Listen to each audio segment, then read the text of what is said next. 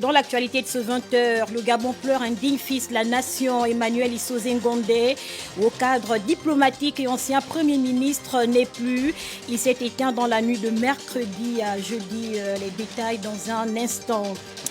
Lutte contre la pandémie Covid-19, la Chine se montre une fois de plus solidaire au Gabon. Un important don de matériel médical dédié au secteur gabonais de la santé a été réceptionné ce matin à l'aéroport de Libreville par les membres du gouvernement. Et puis le mécontentement du syndicat des écoles privées du Gabon, il revendique le non-paiement de salaire depuis la fermeture des classes imposées par la pandémie du coronavirus. Eh bien, le point avec Linda Nyumba Mungengi dans ce journal. Voilà pour les titres. Bonsoir à tous et merci si vous nous rejoignez sur Gabon Première. Tout d'abord, l'échange ce matin entre le président de la République, chef de l'État, Ali Bongo Ondimba, et le président de l'Union africaine, le plan de riposte à la pandémie du coronavirus et la stratégie de relance économique au menu des échanges entre les deux personnalités, Priska Mugula, presse présidentielle. La rencontre de ce jour est une table ronde par visioconférence qui réunit l'ensemble des leaders du continent africain. Une séance de travail de haut niveau, le numéro 1 gabonais Ali Bongo Ondimba a pour interlocuteur Cyril Ramaphosa, président de l'Union africaine, Moussa Faki Mahamat, président de la Commission de l'Union africaine, et ses homologues, présidents des communautés économiques régionales. Une rencontre consacrée essentiellement sur l'impact de la pandémie à Covid-19 sur le continent. Il s'est agi de dresser le bilan de la stratégie africaine de lutte contre le coronavirus en sa qualité de président en exercice de la Communauté économique des États de l'Afrique centrale. Ali Bongo Ondimba a présenté le plan de riposte au sein de son espace communautaire, une riposte qui s'appuie sur le triptyque tester, tracer et traiter. Dans ce contexte de crise sanitaire, la relance des économies africaines est une priorité pour le développement durable du continent. Le président de la République a proposé la Task Force opérationnelle de l'Afrique sur le coronavirus comme mesure à retenir pour la croissance des États membres. Au cours de cette réunion, le chef de l'État gabonais a présenté des condoléances au nom de ses homologues de l'espace EAC, mais aussi en son nom propre au gouvernement et au peuple du Burundi suite au décès de Pierre Nkurunziza. Et puis, sous la haute présidence de son Excellence Ali Bongo Ondimba, président de la République, chef de l'État, le Conseil des ministres se tiendra le vendredi 12 juin 2020 à 11h. Tous les membres du gouvernement présents sur le territoire national doivent prendre part à cette réunion. En attendant de revenir sur le dossier santé relatif à la pandémie Covid-19, venons-en à la note nécrologique du journal. Le décès de ce digne fils de la nation, survenu tard dans la nuit, Emmanuel Issoze Ngondé, l'ancien Premier ministre, n'est plus. Je vous propose à cet effet la déclaration du ministre d'État à la communication, porte-parole du gouvernement, Edgar Anissé Mboumiakou. Le gouvernement de la République a le profond regret d'annoncer à l'opinion nationale et internationale le décès survenu ce jour 11 juin 2020 des suites de maladie de M. Emmanuel Issoze Ngondé, ancien Premier ministre, député du 1er arrondissement de la commune de Makoko. En cette pénible circonstance, le gouvernement présente à la famille de l'illustre disparu ses condoléances les plus attristées et l'assure de son entier soutien multiforme.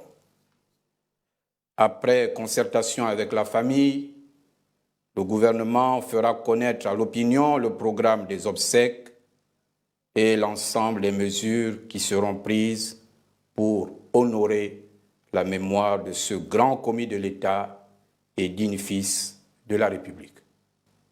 Je vous remercie. Voilà, originaire de Logo-Evindo, Emmanuel Issoze Ngondé tire sa révérence à 59 ans. L'ancien Premier ministre gabonais est mort dans la nuit d'hier à aujourd'hui. Personnalité de la scène politique gabonaise, il s'est éteint des suites d'une maladie. Sa biographie dans cet élément de Jean de Dieu Gomes Ngombi. Hospitalisé depuis quelque temps, selon certaines sources, l'ancien Premier ministre Franck Emmanuel Issoze Ngondé serait décédé d'une crise d'asthme dans la nuit du 10 au 11 juin à l'âge de 59 ans. Diplomate de carrière, Issoze Ngondé a eu une maîtrise de droit public et sciences politiques. Sorti de l'École nationale d'administration du Gabon, option diplomatie, il va représenter le Gabon en qualité d'ambassadeur extraordinaire et plénipotentiaire à l'étranger et auprès de l'Organisation des Nations Unies à New York, aux États-Unis. En janvier 2009, Emmanuel Isoze Ngondé fait son entrée au gouvernement en occupant successivement plusieurs fonctions ministérielles, entre autres ministre de l'Énergie, des Relations avec le Parlement, du Budget, de la Fonction publique et des Affaires étrangères. En 2016, il est nommé au poste prestigieux de Premier ministre, chef du gouvernement, fonction qu'il occupera jusqu'en janvier 2019. Homme politique, à sa sortie de la primature, il est nommé médiateur de la République. L'intéressé va décliner ses nouvelles prérogatives. En 2019, l'homme dont la diplomatie côtoyait l'âme est réélu député PDG du premier siège de l'Ivindo à Makoukou, dans le Goïm-Ivindo, siégeant pour le compte de la 13e législature, et ce jusqu'à sa disparition. Et justement, Makoukou, la ville natale de l'illustre disparu dans le nord-est du Gabon, est arrachée par la douleur de la mort prématurée de l'un des notables de la localité. Les précisions de Benjamin Vinbini. À 59 ans, Emmanuel Isoze Ngondé quitte prématurément le monde des vivants. Le fils de Makoukou, le natif des Passagers, aura marqué les cœurs et les esprits des Gabonais et des Ogivins. On regrette sa mort. Je regrette personnellement sa mort. Parce que c'est le premier Ogivin à devenir Premier ministre. Le peuple ogivin vient de perdre un grand cadre, membre, même un ancien ministre. Ça fait mal pour nous, les membres de la fédération André Kubangoï du district Makepapa. L'émotion est vive sur les visages de chacun des Ogivins rencontrés ce 11 juin 2020 dans les rues de Makoukou. Ici, plus qu'un homme politique, on pleure un leader, un ancien Premier ministre, une référence morale, un haut cadre de l'administration gabonaise, un dignitaire du parti au pouvoir. L'homme savait communiquer avec les siens, l'homme était le porte-étendard de tout un peuple. Au moment où il part, il faut noter qu'il n'a pas seulement été un grand rassembleur au sein de son parti, le Parti démocratique gabonais, il a été aussi un grand patriarche, un grand chef de famille au sens le plus large de la famille africaine. C'est grâce à lui que pendant 14 ans, on a joué la Coupe de l'Unité. Il a fait aussi beaucoup de choses pour les jeunes. Il a beaucoup fait de choses. Ça fait vraiment mal. Ça fait vraiment mal. Même là, on ne réalise pas. Emmanuel Isoze Ngondé, discret, convivial et affable, l'homme fut diplomate jusqu'au bout. Pour beaucoup d'Ogivins, c'est un autre Alexandre Samba qui s'en va. Vous avez vu, après Alexandre Samba, il fallait attendre, n'est-ce pas, des décennies. Nous perdons, n'est-ce pas, Franck Emmanuel Isoze Ngondé. Ça va être également la même chose. Nous les déplorons tous. Ça fait vraiment mal. Après Alex, c'est Isoze Emmanuel qui part. Alors que la nuit tombe sur la capitale provinciale de Logo-Vindo, cet arc-en-ciel indique bien qu'une étoile vient de s'éteindre. Emmanuel Isoze Ngondé s'en est allé à 59 ans. Les Ogivins, comme Alexandre Samba, ne l'oublieront pas. C'était de Makoukou, Benjamin Vinbiné pour Gabon Télévision. Merci Benjamin pour toutes ces précisions. Conseil interministériel ce matin par visioconférence à la primature.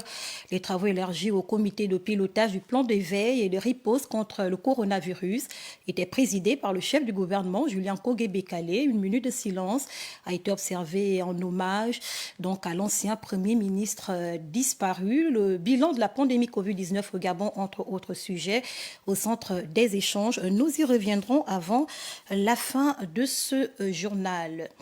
Santé à présent, le coronavirus, la pandémie est l'une des plus meurtrières dans l'histoire de l'humanité. Eh bien, sa ténacité a fait place à des chaînes de solidarité internationale, notamment le don de matériel médical du gouvernement chinois réceptionné ce matin à l'aéroport Léomba. Yannick Menga, Gérard Mangagna. Libreville, aéroport Léomba. Sur le tarmac, le ministre de la Santé et la déléguée de son homologue des Affaires étrangères. Également sur les lieux, les représentants du corps diplomatique chinois. Une délégation venue réceptionner le deuxième don du gouvernement chinois au gouvernement gabonais. Nous sommes convaincus, avec détermination et la grande solidarité, nous allons gagner ensemble cette bataille contre une maladie infectieuse majeure. Parmi ces matériels, il y a 10 000 kits de dépistage. Il y a 5000 combinaisons de protection complète. Ce don vient en fait renforcer les efforts qui sont faits aujourd'hui par le président de la République, son Excellence Ali Bongo Ondimba, par le gouvernement de la République, pour que nos personnels de santé soient protégés contre cette pandémie, aussi qu'on fasse un diagnostic de certitude, puisque dans ce don, nous avons des tests de dépistage de haut niveau. La Chine a été le premier pays frappé par la pandémie Covid-19 et a su, par son sérieux, sa discipline et sa maîtrise des technologies de pointe, atténuer de façon considérable l'expansion de cet ennemi invisible. Un allié de cette envergure s'avère être un soutien plus que considérable dans cette guerre contre cette crise sanitaire sans précédent. Et justement, lutte contre la propagation du coronavirus oblige, le ministère de la Communication s'invite dans la tradition de l'opération de désinfection des locaux administratifs. On en parle avec Claude Boussougou Matomba, Rodrigue Simangoy. C'est tout le bâtiment qui subit ce jour une cure de désinfection. Il est 12h10, tout le monde est dehors, le service vient de s'arrêter. L'opération démarre.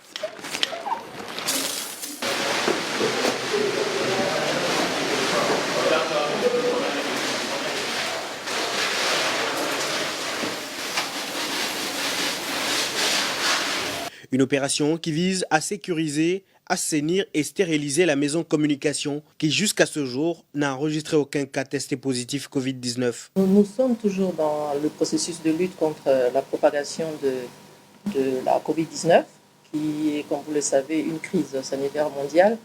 Et dans ce cadre-là, nous avons jugé bon de pouvoir nous aussi réaliser cette opération de désinfection, sachant que notre département ministériel est un département très ouvert à l'extérieur. Nous recevons beaucoup d'usagers, que ce soit dans le domaine de la communication, de l'économie numérique ou de la poste. Rien que de ce fait, nous sommes quand même obligés de prendre certaines mesures. Au ministère de la Communication, la lutte contre la propagation du coronavirus se poursuit. Les mesures de prévention recommandées par les autorités gouvernementales sont toujours respectées. Assurer un environnement de travail sain est bon pour la santé. Société à présent, le syndicat des personnels des écoles privées du Gabon s'est réuni ce jeudi autour d'un point de presse. Il revendique le non-paiement des salaires depuis la fermeture des classes dues au Covid-19. Linda Numba Mungengi, Michel John Boudéan pour les précisions. Le torchon brûle entre plusieurs personnels des écoles privées et leurs employeurs. Depuis la dernière rencontre du syndicat avec le ministre de l'Éducation nationale pour pallier les difficultés de trésorerie des écoles non éligibles à l'aide financière de l'État en ce temps de Covid-19, nombreux sont les fondateurs d'établissements préscolaires et primaires privés qui refuseraient toujours d'adhérer au projet de demande de créance aux établissements de crédit. Sur les 420 écoles répertoriées au SPEG, 120 ont répondu. Je traite ces dossiers-là actuellement. J'ai une réunion avec ces fondateurs des écoles le 13 et je pense que nous allons arriver à un accord pour que au moins les 120 écoles parties à la convention collective, que leur situation financière soit prise en compte. Maintenant, il y a une grosse partie, ils sont plus de 287 écoles, qui eux estiment qu'on n'a rien à leur imposer parce qu'ils estiment que c'est l'État qui a fermé les écoles, donc les syndicats n'avaient qu'à se demander avec l'État. Une personne comme moi, je suis dans un complexe scolaire depuis 25 ans à la crèche. Depuis le mois de mars, nous ne sommes pas payés et notre fondateur refuse de nous payer. Face à cette situation qui ne trouve pas solution en interne, le SPEG demande une fois de plus l'intervention du ministre de tutelle. Selon le syndicat des personnels des écoles privées du Gabon, c'est le 30 mars dernier qu'une délégation a été reçue par le directeur de cabinet du ministre de l'Éducation nationale afin de discuter de la question. Le 8 juin, un rapport de la réunion syndicat responsable école privée lui a par la suite été transmis. Les entreprises et activités génératrices de revenus reconnues par l'État viennent de bénéficier d'un appui du gouvernement de la République en cette période de crise sanitaire qui a imposé un ralenti des activités socio-économiques. Les précisions d'Henrique Boukoko, Victor Moununga. Le virus se propage et ne cesse de phagocyter l'activité des PME, établissements scolaires et autres organisations génératrices de revenus. Ainsi, les mesures présidentielles apparaissent comme une bouffée d'oxygène pour les structures éligibles. C'est le cas de cette boutique de vêtements située au quartier Bas de Guégué, à Libreville.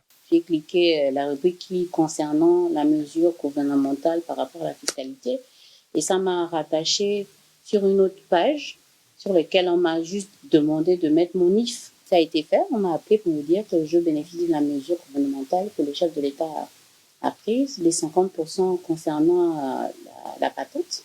Donc je dis que le président a très bien fait, c'est une très bonne mesure parce que ça permet comme je l'ai dit tout à l'heure, d'avoir un petit souffle. Dans le panel des structures bénéficiaires figure le groupe LIPEG, UBSA, EAE. Avec ce que disait le ministre des Finances, on s'est vraiment reconnu dans cela parce qu'on était quand même en règle, on était une entreprise qui respectait quand même tout ce qui est mesures fiscales. Et nous avons fait cette demande et agréablement on nous a appelé que nous sommes éligibles et pour la deuxième nature de la demande. Bénéficiant d'une remise d'impôt pour préservation d'emploi, le responsable de cette structure d'enseignement secondaire et supérieur plaide pour une éventuelle faveur concernant la taxe spéciale immobilière sur la location. Au niveau des loyers, nous risquons encore de payer la TSIL et on demande quand même au ministre des Finances de penser spécialement aux établissements scolaires par rapport à la TSIL. Les mesures présidentielles se matérialisent et apportent un soulagement aux responsables des PME éligibles en cette période de baisse du volume d'activité due à la Covid-19. Les questions liées au paiement de la prime sectorielle et aux critères de nomination, objet du point de presse tenu à Libreville par le syndicat des professionnels des eaux et forêts. Je vous en propose précision avec Georges Kombila, Médard, Engen. Des banderoles fixées contre la barrière pour annoncer la colère des agents syndiqués du SINAPEF, syndicat national des professionnels des eaux et forêts, réunis à l'esplanade du siège du ministère. Ces derniers réclament la prime d'incitation à la performance et le retour de la prime sectorielle conférée par le Code forestier en République gabonaise, resté impayé jusqu'à ce jour. On est en train de solliciter le retour de nos primes qu'on appelle les fonds communs. Nous avons fait une commission. Monsieur le ministre Lee White a attendu 2 semaines après la fin de la commission pour adresser le courrier à son collègue des finances. Ça fait bientôt 2 mois et demi que ce courrier est là-bas. Les moyens légaux que nous donne la loi, c'est la grève. Malheureusement, nous respectons les lois de notre pays. Nous sommes en confinement. Nous allons attendre le fin de confinement pour lancer un mot de grève. Après moult négociations avec les syndicalistes, le secrétaire général indique qu'une commission a été mise en place pour trouver solution à cette crise. Nous avions conçu un protocole et des procédures, donc on a initié un courrier signé par le professeur Liwad qui devait aller chez le ministre de l'économie pour la réclamation de cette prime qui a été suspendue depuis 2014. Depuis le 27 mars dernier, la lettre a été déposée par récépissé au ministre de l'économie. Malheureusement, quelques semaines après, nous avons eu la pandémie qui a régi le 12 mars, ce qui fait que ça a un peu retardé le suivi de ces dossiers-là. En entendant, le SINAPEF est plus que jamais mobilisé pour l'aboutissement de ces revendications.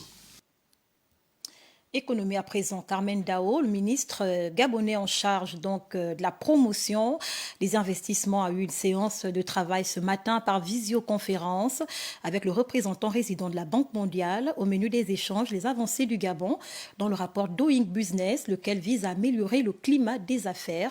Lardingue Mamba Médarenguin pour le compte rendu. Améliorer le classement du Gabon dans le rapport Doing Business 2021.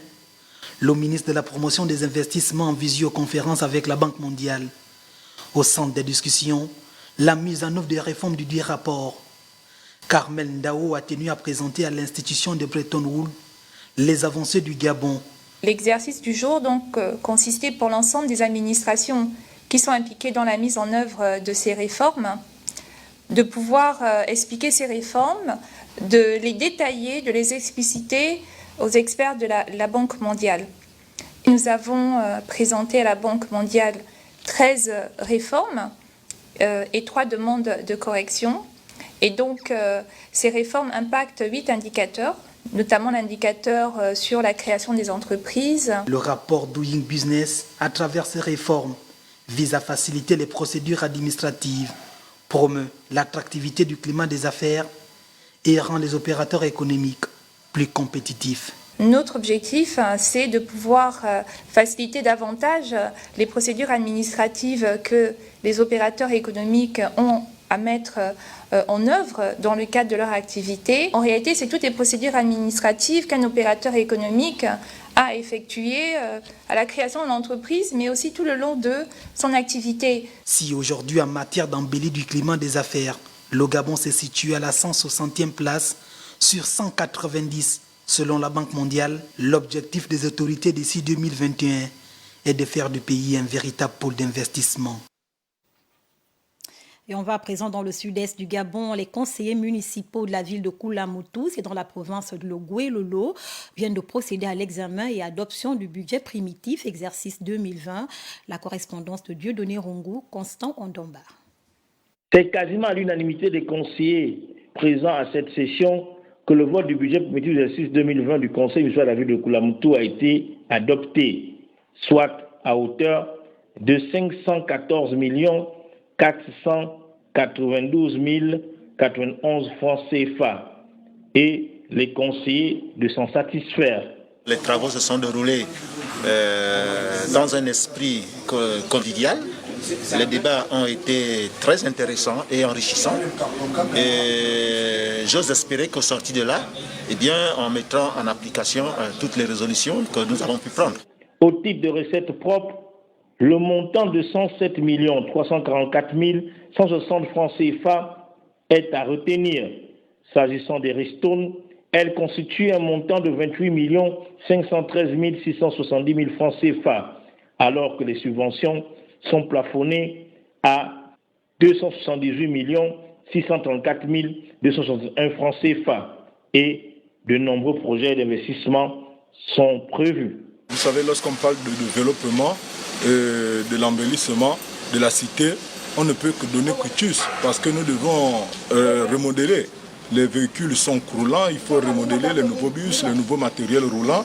Et puis concernant l'embellissement et puis l'investissement, donc nous ne pouvons que donner quitus pour que la ville puisse accroître ses recettes et puis connaître aussi un embellissement convivial. Précisons que de nombreuses délibérations ont été adoptées lors de cette session. Dans le reste de l'actualité, la planète célèbre ce 11 juin la journée mondiale de passage à hauteur. L'événement annuel met l'accent sur la sensibilisation des piétons et automobilistes sur le risque lié à la traversée des chaussées. Evra Banipitake et Jean-Pierre Moussoami nous en parlent. Célébrée le 11 juin de chaque année, la journée mondiale des passages à hauteur est passée sous silence au Gabon à cause de la pandémie du Covid-19. C'est de la création de l'être humain, c'est vraiment à féliciter. Mais par contre, ce qu'il faut déplorer, c'est l'usage que l'on en fait. Parce que vous voyez, pour l'exemple d'ici, lorsqu'on a mis cette passerelle, tout le monde passait par la passerelle. Et on se rend compte que c'est par le simple fait que le milieu était bloqué. Aujourd'hui, il y a eu un accident, c'est ouvert, mais les mêmes gens qui passaient par la passerelle se mettent à passer maintenant, à retraverser, alors qu'ils étaient les premiers à se plaindre qu'il n'y ait pas de passerelle.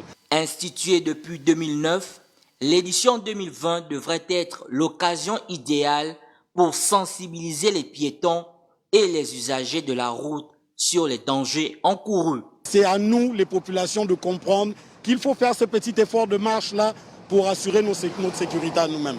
Lorsqu'on tient à sa vie, ce n'est pas 100 mètres qui vont faire en sorte qu'on la mette en danger parce qu'on a des enfants, on a des frères, on a des familles qui comptent sur nous. Et lorsque le gouvernement ou lorsque les dirigeants mettent les outils, il faut qu'on les utilise. C'est nous qui les avons réclamés, c'est à nous de les utiliser. Le respect du code de la route et la prudence lors de la traversée sont entre autres éléments clés de réduction d'accidents de circulation. Et justement, la société d'exploitation du Trans-Gabonais en a donc profité pour sensibiliser les piétons, cyclistes et autres usagers à plus de prudence pour réduire les accidents sur la voie ferrée. On en parle avec Henrik Boukoko, Victor Mundunga. La communauté internationale célèbre chaque 11 juin la journée de la sensibilisation au passage à niveau. Elle existe cette journée depuis 2009. Elle est à mettre à l'actif de l'UIC, l'Union internationale des chemins de fer, dans le but de sensibiliser non seulement le public, mais aussi et surtout les différents acteurs des transports aux questions de sécurité posées par les passages à niveau. Trop de personnes trouvent la mort ou sont blessées chaque année lors d'accidents sur des passages à niveau. L'observation objective des faits montre qu'il ne s'agit que très rarement d'un problème ferroviaire, mais bien plus souvent d'un problème de comportement des autres usagers, piétons, motards, automobilistes. Selon le site Journée mondiale de la sensibilisation au passage à niveau, on déplore plus de 10 000 décès et blessés graves par an dans le monde, qui compte 600 000 passages à niveau. Au Gabon, la CETRAG, exploitant du chemin de fer, multiplie la sensibilisation des acteurs du domaine à travers le suivi du respect des consignes strictes. L'entreprise a mis l'accent sur la surveillance des passages à haut risque. Je vous donne lecture de cette information qui me parvient à l'instant. Le président de l'Assemblée nationale informe les honorables députés que la commission de l'aménagement du territoire, des infrastructures, des travaux publics procédera vendredi le 12 juin 2020 à 9h30 à l'audition du ministre des Transports, de l'équipement, des infrastructures et de l'habitat sur les textes suivants. Le projet de loi portant ratification de l'ordonnance portant création et organisation de la Société gabonaise des transports urbains et le projet de loi portant création du Fonds autonome national d'entretien routier. Eh bien, à cet effet, la présence des députés membres de la dite commission est vivement souhaitée. Nous vous l'annoncions à l'instant, conseil interministériel ce matin par visioconférence à la primature. Les travaux élargis au comité de pilotage du plan de veille et de riposte contre le coronavirus étaient présidés bien sûr par le chef du gouvernement Julien Kogué-Bekale. Une minute de silence a été observée en hommage à l'ancien Premier ministre disparu. Le bilan de la pandémie Covid-19 au Gabon, entre autres sujets, au centre des échanges. Annick Ankassa. Dès l'entame de ce conseil interministériel présidé par Julien Kogué-Bekale, le chef du gouvernement a rendu hommage à son prédécesseur Emmanuel Isoze Ngondé. C'est avec une vive émotion et le cœur meurtri que le Premier ministre a annoncé le décès de ce haut cadre de la République, député à l'Assemblée nationale et ancien Premier ministre. Une minute de silence a été observée par chaque membre du gouvernement dans leurs bureaux respectifs en mémoire de l'illustre disparu. En son nom et au nom du gouvernement, le Premier ministre a par ailleurs présenté ses sincères condoléances à la veuve, aux enfants ainsi qu'à toute la famille durement éprouvée. Dans le cadre des travaux relatifs au Conseil interministériel, 2 projets de textes portés par le ministre de l'Économie et des Finances étaient à l'ordre du jour, notamment le projet de loi organique portant modification de certaines dispositions de la loi organique numéro 20/2014 du 21 mai 2015 liée à la loi des finances et à l'exécution du budget et des projets concernant la suppression de certains services publics personnalisés ont été examinés. Outre l'examen de textes législatifs et réglementaires, le Premier ministre et les membres du gouvernement ont suivi avec intérêt la présentation du responsable adjoint de la commission technique et le porte-parole du comité de pilotage du plan de veille et de riposte contre la Covid-19 au Gabon, Dr Guy Patrick Obion-Ndon, qui a fait le bilan de la riposte et les perspectives 3 mois après la déclaration du premier cas testé positif au Gabon. Sous la haute présidence de son Excellence Ali Bongo Ndimba, président de la République, chef de l'État, le Conseil des ministres se tiendra le vendredi 12 juin 2020 à 11h. Tous les membres du gouvernement présents sur le territoire national doivent prendre part à cette réunion. C'est la fin de ce journal. Nous vous remercions pour votre fidélité. À 23h, retrouvez Andy Tongi. Excellente soirée chez vous. À demain 20h.